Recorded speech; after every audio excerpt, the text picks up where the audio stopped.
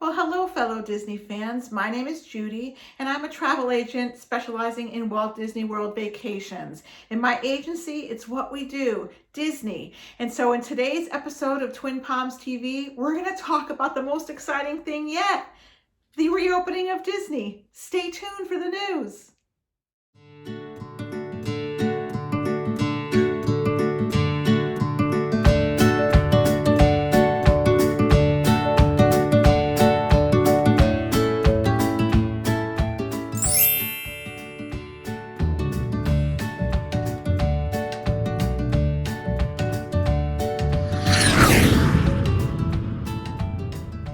So I have two really big pieces of information to share. The first one is that Disney Springs is reopening. Yay, that is such good news. I'm excited. So Disney Springs is reopening and Shanghai Disney is reopening. So we're going to detail it and talk about what that means for each of those venues.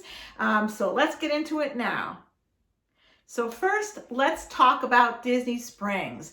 Disney Springs is going to be reopening in May, on May 20th, in ordinance with the Florida laws. So I'm going to look at my notes so that I get it right. But on May 20th, Disney Springs is opening. So what does that mean, really? Well, it means that there'll be a limited number of restaurants, a limited number of stores opening. So you will have an opportunity to be able to go to some restaurants, and you will have an opportunity to be able to go to some stores and do that Disney shopping. During the initial phase, Disney Springs is going to be opening with limited capacity. So that means they'll only allow a certain amount of numbers at Disney Springs, as well as a certain amount of cars that can be parked. In addition, another requirement now is that we wear masks. So guests wear masks and cast members wear masks. So that's important to know if you're visiting Disney Springs, that you have to have a mask. Masks are required in all of the locations that will be open in Disney Springs, including restaurants. So kind of the way that would work is you go into a restaurant. When you first walk in, you're going to be wearing your mask, and you don't really take off your mask until you start eating or drinking. And then when you finish your dinner or you finish your lunch, then and you're ready to leave, you can put your mask back on. And then masks, of course, will be required in the retail spaces that open.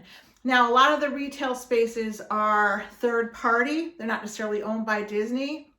So it's really unquestionable at this point to what's going to be open and what's not going to be open as far as retail is concerned. And the same thing with restaurants. I think there's probably just going to be a couple of restaurants open at first, and then they're going to phase things in slowly just to kind of see how it works. So although this is a phased approach and it's the first phase for Disney World in Orlando, it's really a good sign because it means that Disney has started the process of reopening, and they're starting with Disney Springs. So yay, all you Disney fans, just hang in there. I think the park's opening is on the horizon, so stay tuned for that.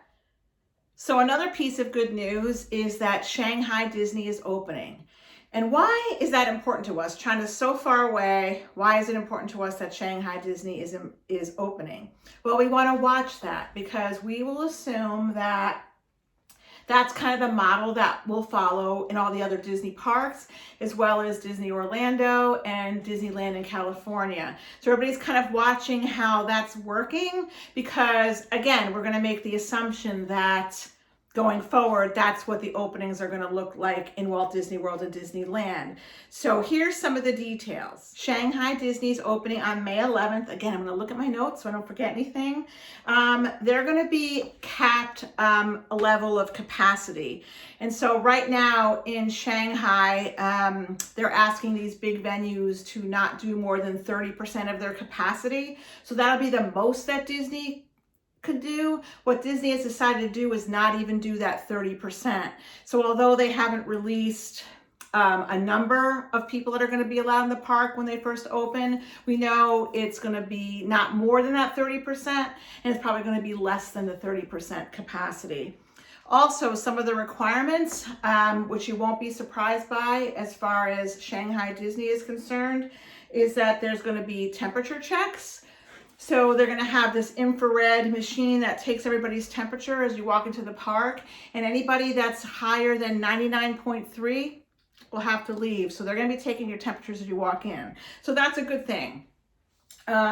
Also, something that's different that we're not really used to by going to Disney parks is they're going to be having to get your tickets in advance. So you're not going to be able to buy tickets at the gate at Shanghai Disney, and you're not going to be able to, and you're going to have to make advance reservations. So again, you have to buy your tickets in advance and you have to make reservations in advance. And anybody that's an annual pass holder who could just usually walk into a park anytime, any way that they want, they're also going to have to make reservations. So that's what they're doing in Shanghai Disney.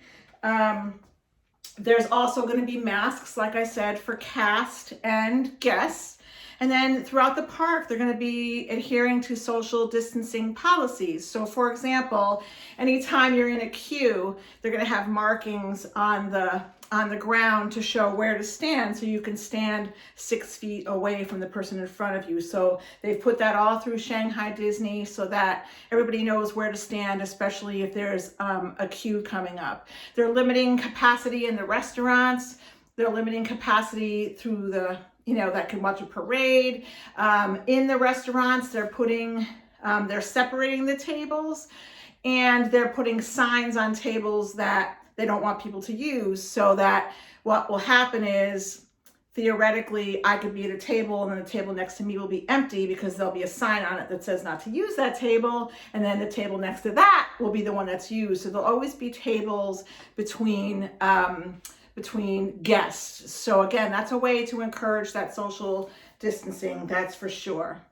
Another thing I wanted to mention with regard to tickets and reservations is, in our world as we used to know it, if you entered a park, you scanned your ticket, you showed your ticket, and then you also, in Walt Disney World, you used your thumbprint or a fingerprint as to verify your identity. So what we're seeing in Disney Shanghai is, in addition to your ticket, you have to show a government issue ID. And that makes sense because they want to be sure that that ticket is used by the person who really owns that ticket.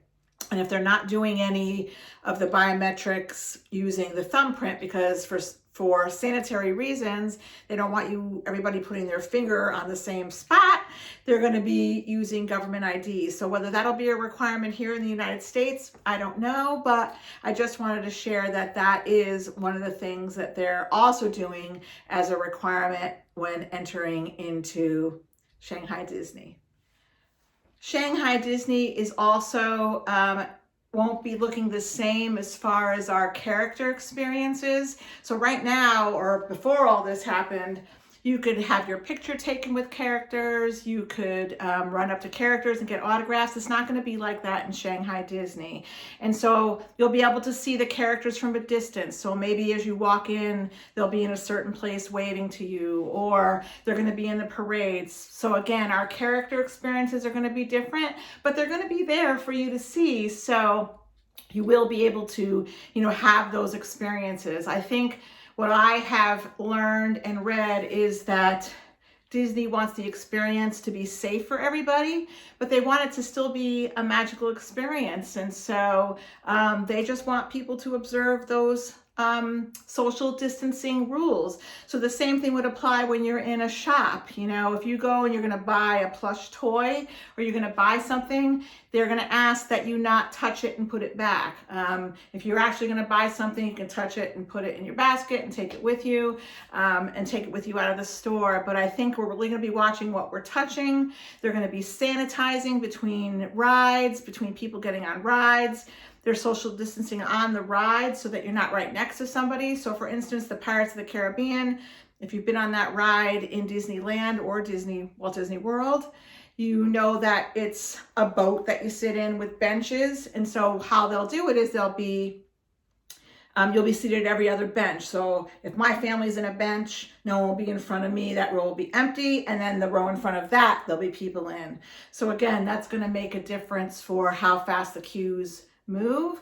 But the flip side of it is if they're limiting capacity, there probably won't be too many problems with lines and queues and things like that. This is a way for Disney to really test the waters and see what works and doesn't work. So that's why all eyes are on Shanghai, because we will assume that that's going to be rolled out throughout all the other Disney parks, including Walt Disney World in Orlando.